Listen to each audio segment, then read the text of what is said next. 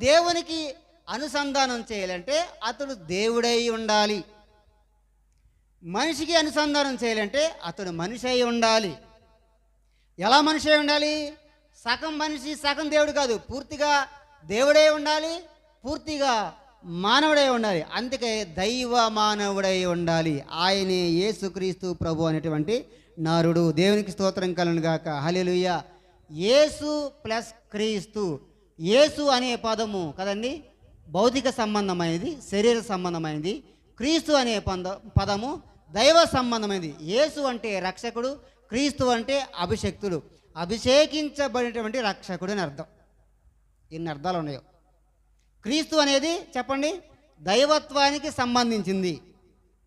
తర్వాత యేసు అనే పదము మానవత్వానికి సంబంధించింది. కాబట్టి ఆయన దైవ మానవుడు. కాబట్టి ఆయన దేవుడితో మాట్లాడగలడు, తర్వాత మనిషితో కూడా